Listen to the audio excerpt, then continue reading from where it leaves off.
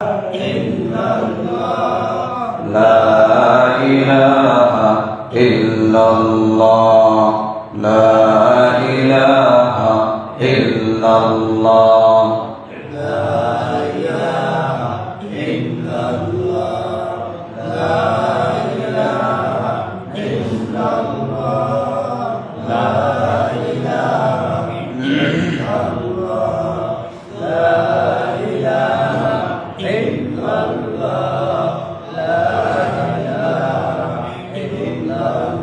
لا إله إلا الله محمد رسول الله صلى الله عليه وسلم আল্লাহ পাকের দরবারে লাখ কোটি শুকর ও সুজুদ যে মহান আল্লাহ পাক রব্বুল আলামিন আমাদেরকে জুমার দিন জুমার মসজিদে আসার বসার তৌফিক দিয়ে আল্লাহ দান করেছে। এজন্য সবাই শুকরিয়া আদায় করি আলহামদুলিল্লাহ।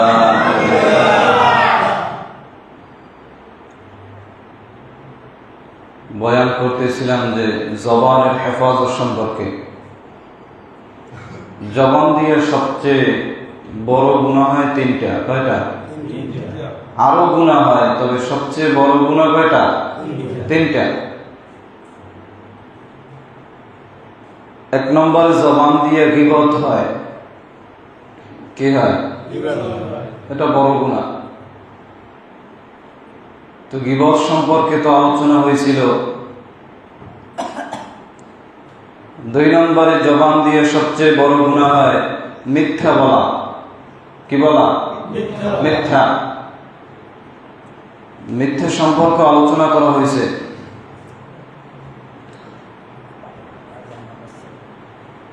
মিথ্যা বলা যে পাপের কাজ, গুনার কাজ, এটা আমরা সবাই জানি কি জানি না?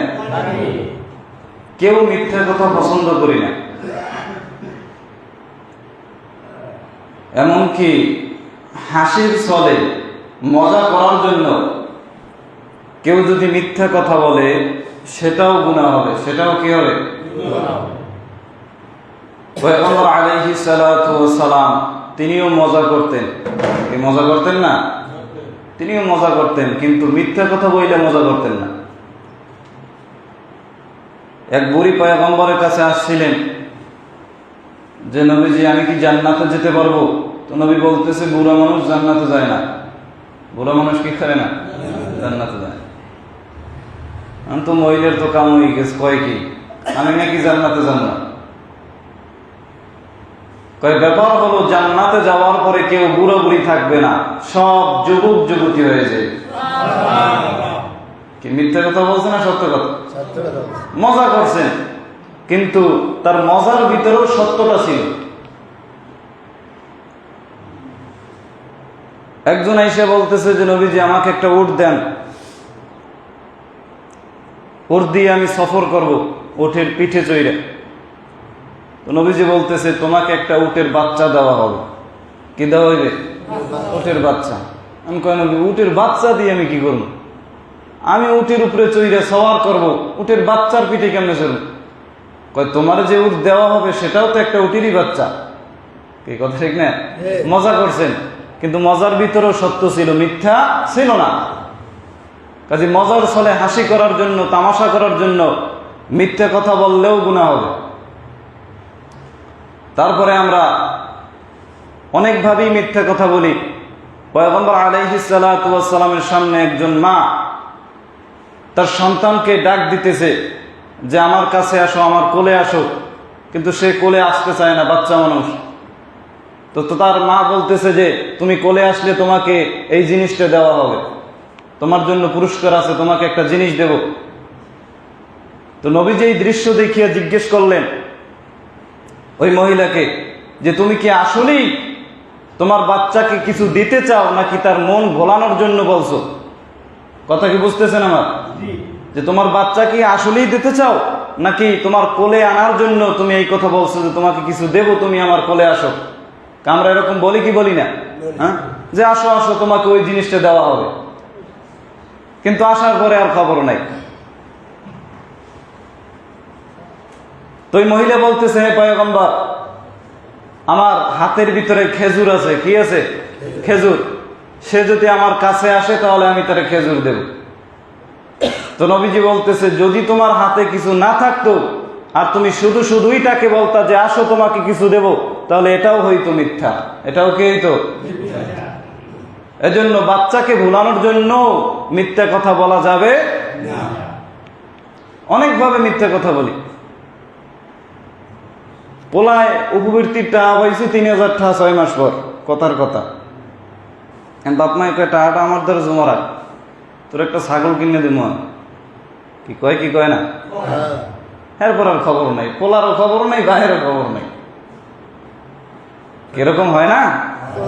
এরকম করতেছি আমরা, বাচ্চাদের সাথে প্রতারণা করতেছি। এটাও করা যাবে না। তো জবান দিয়ে 2 নম্বরে বড় গুনাহ হয় মিথ্যা। জবান দিয়ে 2 নম্বরে বড় গুনাহ কোনটা? মিথ্যা কথা বলা। 3 নম্বরে জবান দিয়ে যেই বড় গুনাহ হয় সেটা হলো ওয়াদা খেলাফ করা। কি খেলাফ করা? ওয়াদা খেলাফ। একজনকে আমি ওয়াদা করছি, সেই ওয়াদাটা আমি খেলাফ করলাম, এটা বড় মারাত্মক গুনাহ। এটা মুনাফিকের আলামত। সর্বক্ষেত্রেই ওয়াদা হয়। যেমন আমি একজনকে ওয়াদা করছি, সে আমার কাছে 1000 টাকা চাইছে, আমি বলছি ঠিক আছে অমুক দিন অমুক তারিখে আপনার 1000 টাকা দেওয়া হবে। এখন যদি ওই টাকা দেওয়ার আগে আমার হাত খালি হয়ে যায়, পকেটে আর টাকা নাই, এখন দেওয়া আর সম্ভব না, তাহলে যেই তারিখ বলছিলাম ওই তারিখের আগেই তারা জানাই দিতে হবে যে ভাইজান, আমি তো বলছিলাম আপনার 1000 টাকা দিব, এখন আমার হাত খালি, আমি দিতে পারবো না। তাহলে সেই ওয়াদা থেকে বাঁচা যাবে। আর যদি টাকা থাকে কাছে, তাহলে ওয়াদা যেহেতু করছি অবশ্যই সেই ওয়াদা পূরণ করতে হবে। সেই ওয়াদা কি পূরণ করতে হবে। শুধু মুসলমানদের সঙ্গে ওয়াদা করলেই পূরণ করা লাগবে তাই না, বিধর্মীদের সঙ্গেও যদি কোনো ওয়াদা করি সেই ওয়াদাও পূরণ করতে হবে। সেই ওয়াদাও কি পূরণ করতে হবে, বাঁচার উপায় নাই।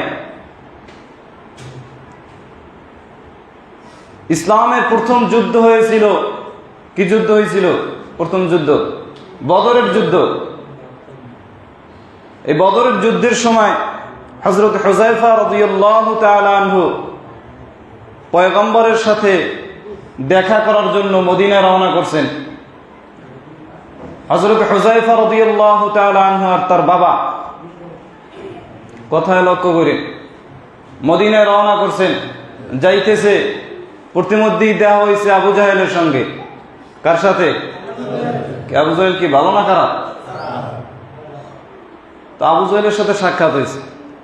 আবু জাহেল সেও যাইতেছে পয়গম্বরের সাথে যুদ্ধে, তার সাথে যুদ্ধ করার জন্য দলবল নিয়ে রওনা হয়েছে মদিনার দিকে। আর হযরত হুযায়ফা রাদিয়াল্লাহু তাআলা আনহু তিনিও যাইতেছেন পয়গম্বরের সাথে সাক্ষাৎ করার জন্য। তিনিও মদিনায় গিয়া সেই বদরের যুদ্ধে, ইসলামের প্রথম যুদ্ধ, সেখানে সেই যুদ্ধে গিয়ে হাজির হইবেন, এজন্য রওনা করছেন। তো আবু জেহেল দেখে কইতেছে, কই যাও? কই যাই পয়গম্বরের সাথে সাক্ষাৎ করার জন্য, দেখা করার জন্য, তার খেদমত করার জন্য। বলে কয়, তাহলে তো তোমারে সালাম যাইবে না, তুমি যাইয়েই তো আমাদের বিরুদ্ধে যুদ্ধ করবা, তাহলে কি তোমারে সারা যাইবে না? আসলেই সে তো যুদ্ধ করবেই তাদের সাথে। তো হযরত হুযায়ফা রাদিয়াল্লাহু তাআলা আনহু বলতেছে, না না, আমরা শুধু যাইতেছি পয়গম্বরের সাথে সাক্ষাৎ করার জন্য, আমরা সেখানে গিয়ে যুদ্ধে হাজির হইব না। তো আবু জেহেল বলতেছে, ঠিক আছে তাহলে ওয়াদা করো, এই ওয়াদা করো যে সেখানে গিয়া তোমরা যুদ্ধে হাজির হইবা না। যদি ওয়াদা না করে তাহলে শেষ, জীবন শেষ হয়ে যাবে। জীবন কি শেষ। হযরত হুযায়ফা রাদিয়াল্লাহু তাআলা আনহু ওয়াদা করলেন, ঠিক আছে, আমরা মদিনায় যাওয়ার পর পয়গম্বরের সাথে যুদ্ধে শরীক হব না। ওয়াদা করে ফেলাইছে। পয়গম্বরের কাছে যাওয়ার পরে হযরত হুযায়ফা রাদিয়াল্লাহু তাআলা আনহু এই ঘটনা কইলে বললেন, পয়গম্বর যুদ্ধের জন্য রওনা। ইসলামের প্রথম যুদ্ধ ছিল বদরের যুদ্ধ। সেই যুদ্ধে যেই সাহাবারা অংশগ্রহণ করেছেন তাদের মর্যাদা অনেক বড়, অনেক উঁচু মাকামের মর্যাদা তাদের। এই কথা বলার পরে পয়গম্বর বলতেছে, তাহলে তো তোমরা যুদ্ধে অংশগ্রহণ করতে পারবা না। তার কারণ হইল তোমরা ওয়াদা করেছো, সেই ওয়াদার কারণেই তো তোমাদেরকে ছাড়িয়ে দেওয়া হয়েছে। কাজে এটা যত বড়ই যুদ্ধ হোক, এই যুদ্ধে তুমি অংশগ্রহণ করতে পারবা না, কারণ তুমি ওয়াদা করেছো। কি করছে? ওয়াদা করছে। ওয়াদা কইরা ওয়াদা ভঙ্গ করা যাবে না। আমরা তো এখন অনেক ওয়াদা করি, হ্যাঁ, ওয়াদার নাম গন্ধও থাকে না। করছি করছি গেছে শেষ। কি করি কি করি না? আল্লাহ তাআলা বুঝার তৌফিক দান করে। জবান দিয়ে সবচেয়ে বড় বড় যেই গুনাহ হলো, 1 নম্বরে জবান দিয়ে গীবত করা বড় গুনাহ, জবান দিয়ে মিথ্যা কথা বলা বড় গুনাহ, জবান দিয়ে ওয়াদা খেলাফ করা বড় গুনাহ। বলে বান্দা জবান দিয়ে গালিগালাজ করা যাইবে না, যাইবে নি? হ্যাঁ, বলে জবান দিয়ে কাউকে কষ্ট দেওয়া যাইবে না, জবান দিয়ে খারাপ কথা বলা যাইবে না। জবানকে হেফাজত করতে হবে। বলে জবানকে কেমনে হেফাজত করব? জবানে তো আর তালা লাগাই রাখা যায় না। কি তালা লাগান যায়নি? কি করতাম? গীবতও করতে পারবো না। গীবত করতে কত মজা লাগে, এটাও বাদ দিয়ে দেবো। মিথ্যে কথাও বলতে পারবো না, ওয়াদা খেলাফও করতে পারবো না, গালিও দিতে পারবো না, বাজে কথাও বলতে পারবো না। তো বলবো কি? কি জবান দিয়ে কিছু করতে তো হইবে নাকি? বলে জবান দিয়ে তুমি কয়েকটা নেক আমল করো। বলে জবান দিয়ে 1 নম্বরে নেক আমল করো, সব সময় আল্লাহ পাকের জিকির করো। কার জিকির? আওয়াজ হয় না। আল্লাহর নাম লইতে কি যে কষ্ট। কার জিকির? এমন অনেকে কয় না, হুজুরের কথাই নেই। কার জিকির? আল্লাহর নাম লইছেন, গুণ হয়েছে না অনেক। বলে বান্দা জবান দিয়ে সবসময় আল্লাহ পাকের জিকির করো। আল্লাহ তাআলা কোরআনের ভিতরে জানায় দেয়, ফাযকুরুনি আযকুরুকুম ওয়াশকুরুনি ওয়ালা তাকফুরুন। এ বান্দা, তোমরা সব সময় আমি আল্লাহ তাআলাকে স্মরণ রাখো। তোমরা যদি আমি আল্লাহকে স্মরণ রাখো, আমি আল্লাহ তাআলাও তোমাদেরকে স্মরণ রাখবো। কে আল্লাহকে স্মরণ রাখার দরকার আছে না নাই?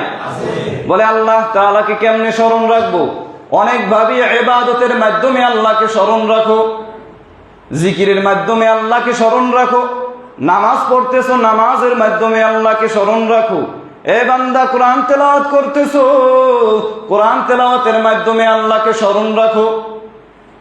ইবাদত করতেছো, ইবাদতের মাধ্যমে আল্লাহকে স্মরণ রাখো। কারণ বান্দা যত ইবাদত করে কার জন্য করে? আল্লাহকে স্মরণ কেমনে রাখবো?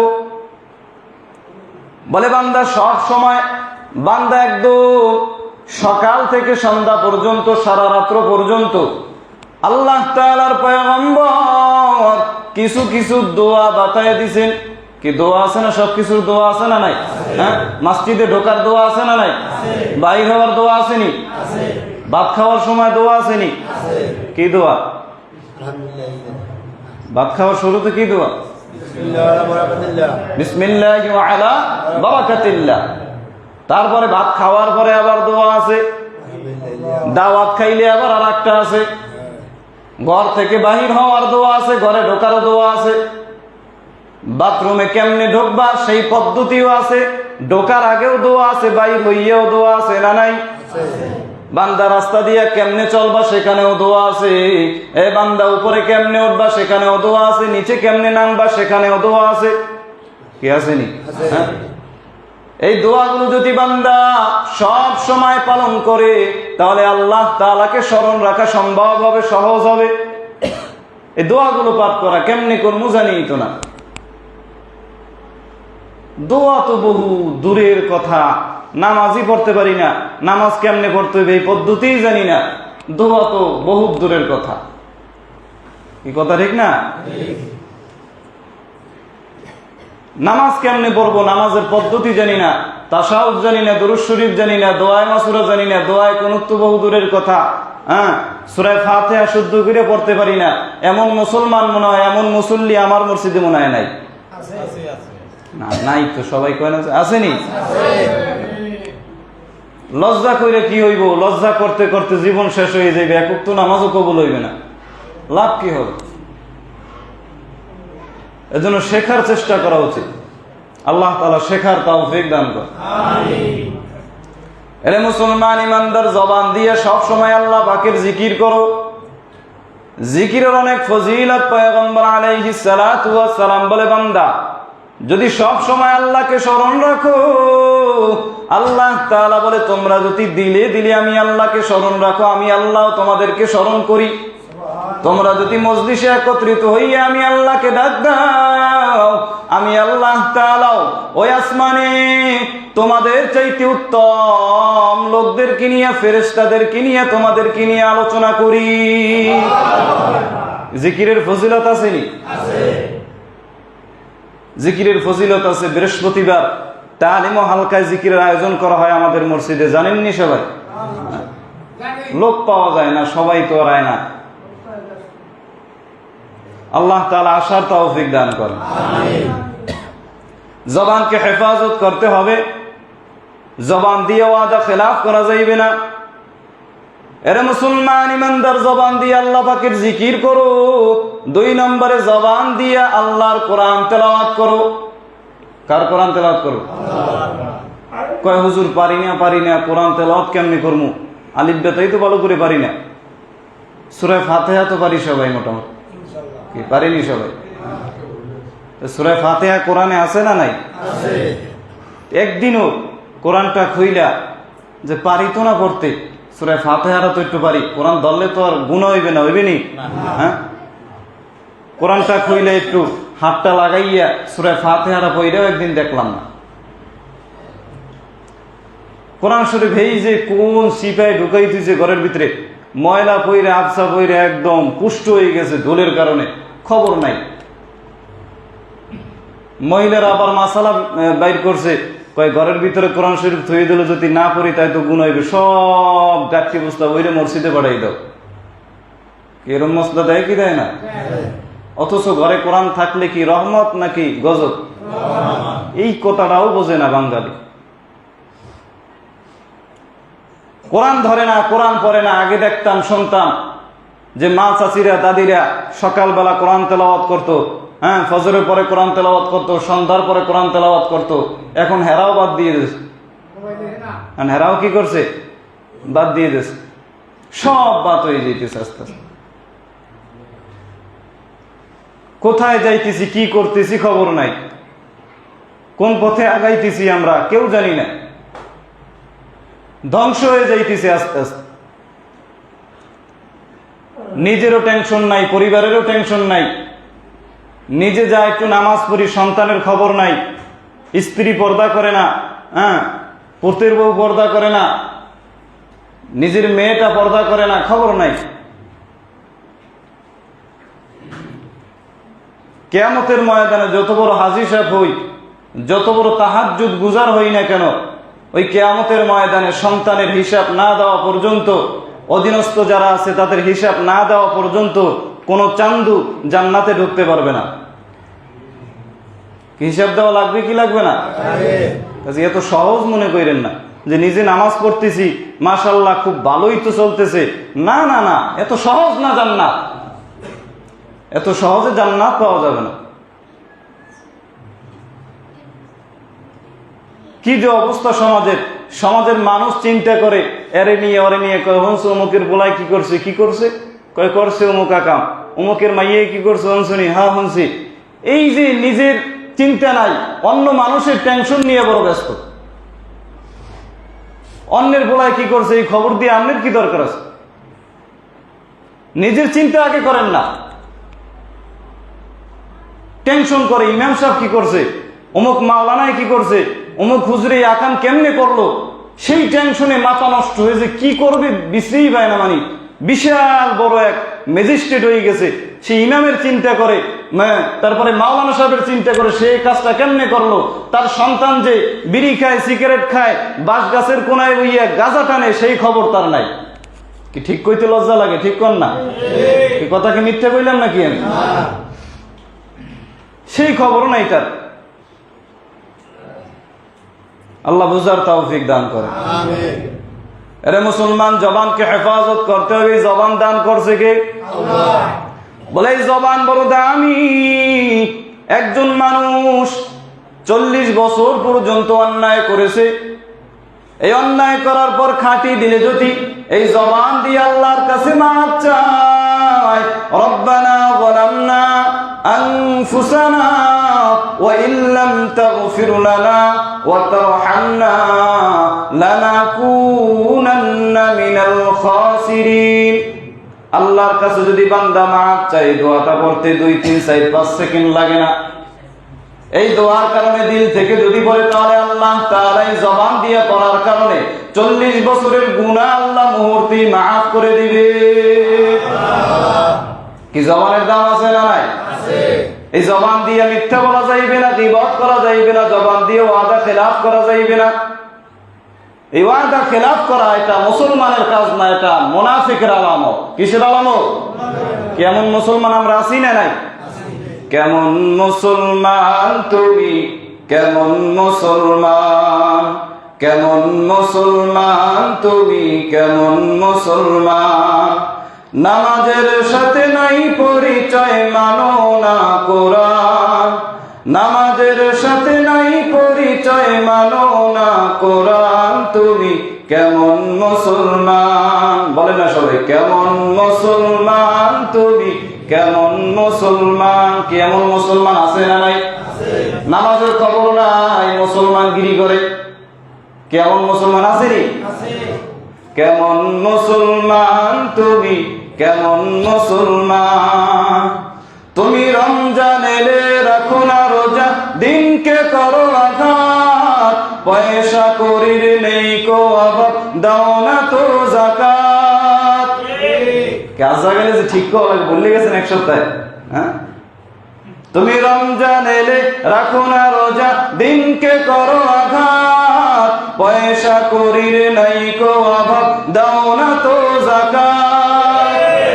তুমি ইমানদারির বড়াই করো, নেই তোমার ইমান।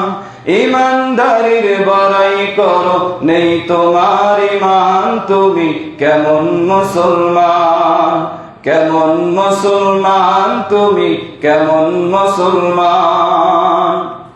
তুমি সুদের টাকায় প্রাসাদ গড়ো, ঘুষ ছাড়ো না। দিন দুঃখী না খেয়ে মরে, খবর রাখো না। তুমি সুদের টাকায় প্রাসাদ গড়ো, ঘুষ ছাড়ো না। দিন দুঃখী না খেয়ে মরে, খবর রাখো না। তুমি ঘুষ খেয়ে অবিচার করো, সাজিয়া প্রধান। তুমি কেমন মুসলমান, কেমন মুসলমান তুমি, কেমন মুসলমান। নামাজের সাথে নাই পরিচয়, মানো না কোরআন। তুমি কেমন মুসলমান। এমন মুসলমান আছে না নাই? তুমি নবীর উম্মত দাবি করো, সুন্নাহ মানো না। নবীর অপমানে তোমার হৃদয় কাঁদে না, ঠিক না? তুমি নবীর উম্মত দাবি করো, সুন্নাহ মানো না। নবীর অপমানে তোমার হৃদয় কাঁদে না। তুমি বিজাতীয় সংস্কৃতিতে সপেছ পরাণ। তুমি কেমন মুসলমান, কেমন মুসলমান তুমি, কেমন মুসলমান। নামাজের সাথে নাই পরিচয়, মানো না কোরআন। তুমি কেমন মুসলমান। কেমন মুসলমান আছে না নাই? এরে মুসলমান ইমানদার, জবান বড় দামি এক জিনিস। বলে জবান দিয়ে একজন কাফের বেঈমান এই জবান দিয়া পয়গম্বরের কাছে গিয়া বান্দা যখন এই জবান দিয়া দিল থেকে কালেমা পাঠ করলো, লা ইলাহা ইল্লাল্লাহু মুহাম্মাদুর রাসূলুল্লাহ, বলে বান্দা জবান দিয়ে কালিমা পড়ার আগে ছিল জাহান্নামী, এই কালিমা পড়ার কারণে বান্দা হয়ে গেছে জান্নাতি। এই জবানের অনেক দাম। এর মুসলমান ইমানদার হযরত ওমর রাদিয়াল্লাহু তাআলা আনহুর খেলাফত আমলে একজন আল্লাহর বান্দা ছিল, যিনি গান করতেন। কি করতেন? গান করতেন। তিনি জানতেন যে গান গাওয়া হারাম। হযরত ওমর জানতে পারলে কল্লা থাকবে না, এজন্য দূরে গিয়া এক মহল্লায় তিনি গান করতেন। তার গানের গলা ছিল অনেক ভালো, তার গান শোনার জন্য অনেক মানুষ জড়ো হয়ে যেত। গান শোনার পর ওই গান শুনিয়ে সবাই খুশি হইয়া তাকে কিছু টাকা পয়সা দিত। এই টাকা পয়সা দিয়া তিনি তার সংসার চালাইতেন। তো আল্লাহর বান্দা গান করতেছে, হঠাৎ করে একদিন আল্লাহর বান্দা অসুস্থ হয়ে গেছে। অসুস্থ হওয়ার পরে আল্লাহর বান্দার গানের গলাটা নষ্ট হয়ে গেল। এখন আর গলা থেকে সুন্দর সুন্দর গান বের হয় না। এখন আর তার গান শোনার জন্য মানুষ একত্রিত হয় না। এখন আর আল্লাহর বান্দা গানও গাইতে পারে না। এখন আর তার গানের গলা শুনিয়া কেউ তার টাকা পয়সাও দেয় না, তার সংসারও চলে না। আল্লাহর বান্দা এখন চিন্তা করে কি উপায়? আগে গান গাইতাম, টাকা পাইতাম, তা দিয়ে সংসার চলতো, এখন আমার কি উপায় হবে? আল্লাহর বান্দার ভিতরে, দিলের ভিতরে আল্লাহ তাআলার ভয় ঢুকিয়ে গেল। আল্লাহর বান্দা জান্নাতুল বাকি কবরস্থানের পাশে গিয়ে আল্লাহ তাআলার কাছে কান্না আরম্ভ করলো। ওগো আমার মাওলা, আমি অনেক অন্যায় করিয়া ফেলাইছি, অনেক গুনাহ করিয়া ফেলাইছি। ওগো আল্লাহ, তুমি ছাড়া তো আপন কেউ নাই।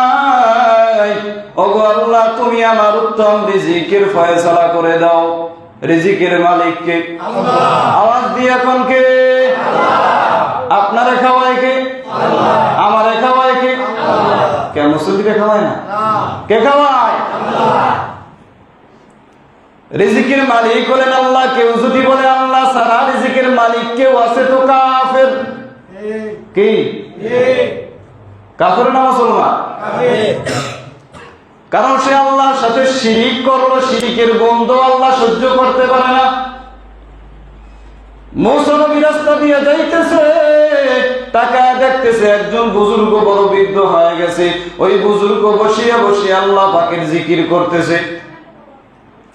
মুসা নবী বুজুর্গকে জিজ্ঞেস করেন, বুজুর্গ, এখানে আপনি কত বছর পর্যন্ত আল্লাহর জিকিরে মশগুল আছেন? বলে, আল্লাহর বান্দা, আমি এখানে 400 বছর পর্যন্ত আল্লাহর ইবাদতে মশগুল। কয় শত বছর? ওই লোকটা মুসা নবীকে চিনত না বলে 400 বছর পর্যন্ত যে ইবাদত করেন। ও বুজুর্গ, আপনি যে এখানে 400 বছর পর্যন্ত আছেন, ও বুজুর্গ বলেন আপনার খাবারের ব্যবস্থা কেমন করে হয়? বুজুর্গ ডাক দিয়া বলতেছে, আমার খাবারের ব্যবস্থা আল্লাহ তাআলা কুদরতি ভাবে করিয়া দেয়। মুসা নবী বলতেছে, বুজুর্গ, আপনার দিলের ভিতরে কি কোনো আশা আসেনি, কোনো আকাঙ্ক্ষা আসেনি? বলে, হ্যাঁ, আমার দিলের ভিতরে মৃত্যুর আগে 2টা আশা। ধরে কোন কয়টা? 2টা আশা। বলে, কি আশা? বলে, 1 নম্বর আশা হইল এই জমানার যিনি পয়গম্বর, এই জমানার যিনি নবী, আমি একটু তারে মন ভরিয়া দেখতে চাই। মুসা নবী বলতেছে, রে বুজুর্গ, আমি হলাম এই জমানার পয়গম্বর, আপনি আমাকে মন ভরিয়া দেখিয়ে নেন। মুসা নবী বলতেছে, রে বুজুর্গ, আপনার আরেকটা কি আশা? বলে, আমি মৃত্যুর আগে একটু ঠান্ডা পানি পান করতে চাই। কি পান করতে চাই? ঠান্ডা পানি। মুসা নবী বলতেছে, বুজুর্গ, আপনি একটু অপেক্ষা করেন, আমি আপনার জন্য ঠান্ডা পানির ব্যবস্থা করতেছি। মুসা নবী চলে গেছে, ঠান্ডা পানি নিয়ে বুজুর্গের কাছে হাজির হয়ে গেলেন। আসার পর মুসা নবী তাকায় দেখতেছে ওই বুজুর্গ আর দুনিয়ায় নাই। মুসা নবী আল্লাহর কাছে জানতে চাইলেন, ও মাওলা, কিছুই তো বুঝলাম না, এই বান্দাটা 400 বছর পর্যন্ত আপনার ইবাদত করলো, 400 বছর পর্যন্ত আপনারে ভুলিয়া যায় না। ওগো মাওলা, তার নিজের 2 দুইটা ইচ্ছা মৃত্যুর আগে। 1 নম্বর হইল নবী দেখবে, 2 নম্বর একটু ঠান্ডা পানি পান করবে। ওগো আল্লাহ, ঠান্ডা পানি নিয়ে আসলাম, খাওয়ার আগেই কেন নিয়ে গেলেন, ব্যাপার কি? আল্লাহ তাআলা বলেন, মুসা আমি আল্লাহ যা জানি তুমি তা জানো না, আমি আল্লাহ যা বুঝি তুমি তা বুঝো না। কি বুঝেনি? আল্লাহ তাআলা বলতেছো, মুসা তোমাকে আমি একটা কথা বলি, তুমি আমার কথার জবাব দাও। ও মুসা তুমি বলো, এই বান্দাটা 400 বছর পর্যন্ত যেখানে বসে ইবাদত করলো, ও মুসা আমার জবাব দাও, এই 400 বছর পর্যন্ত ওরে বাঁচায় রাখছে কে? আল্লাহ। বলে আল্লাহ, আপনি তো রাখছেন। বলে ও মুসা আমার আর একটা কথার জবাব দাও, বান্দা যে 400 বছর পর্যন্ত ইবাদত করলো, ও মুসা বলো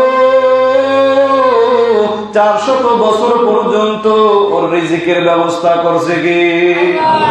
বলে আল্লাহ, আপনি তো রিজিক দিছেন।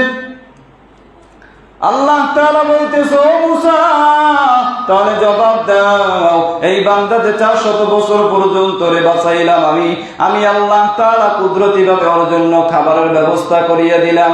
যে আল্লাহ 400 বছর পর্যন্ত রে বাঁচায় রাখলাম, যে আল্লাহ তাআলা আমি 400 বছর পর্যন্ত ওরে রিজিক দান করলাম, ও মুসা আমার জবাব দাও,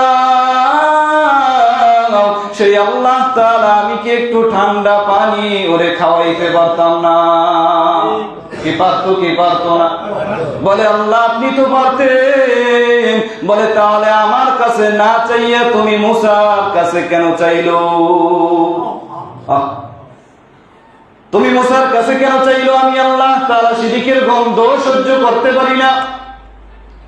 এরা মুসলমান ইমানদার আওয়াজ দিয়ে বলেন, রিজিকের মালিক কে? আল্লাহর বান্দা জান্নাতুল বাকির কিনারে বসিয়া কান্না করে, আল্লাহ তুমি আমার উত্তম রিজিকের ব্যবস্থা করে দাও। হযরত ওমর রাদিয়াল্লাহু তাআলা আনহু মসজিদের ভিতরে শুয়ে আছে। হযরত ওমর রাদিয়াল্লাহু তাআলা আনহু স্বপ্নের ভিতরে দেখে আল্লাহ তাআলা বলতেছে, এরে ওমর তুই আরামে ঘুমা, ওদিকে আমার বান্দা আমি আল্লাহ তাআলার কাছে সাহায্য চাইতেছে। ওমর তাড়াতাড়ি যাও, গিয়ে দেখো আমার বান্দার কি প্রয়োজন আছে। হযরত ওমর রাদিয়াল্লাহু তাআলা আনহু দৌড়াইয়া চলে গেলেন জান্নাতুল বাকির কাছে। যাওয়ার পর ওই লোকটা ওমরের দেখিয়া বড় ভয় পেয়ে গেছে যে হযরত ওমর মনে হয় আমারে ধরিয়া ফলাইবে, আমি গান করতাম, আমারে এখন মারিয়াই ফলাইবে, বাঁচার উপায় নাই। হযরত ওমর বলতেছে, ও ভাই তুমি কোথাও যাইবা না,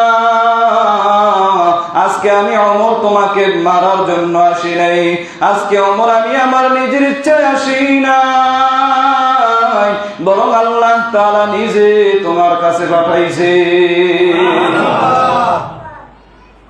হযরত ওমর ডাক দিয়া বলতেছে, যুবক তুমি নাকি আমার আল্লাহর কাছে সাহায্য চাইছো, আল্লাহর কাছে নাকি তুমি ফরিয়াদ করছো। ও যুবক তুমি বলো তোমার কি প্রয়োজন, আমি ওমর আল্লাহর পক্ষ থেকে তোমার প্রয়োজন মিটাইয়া দেব।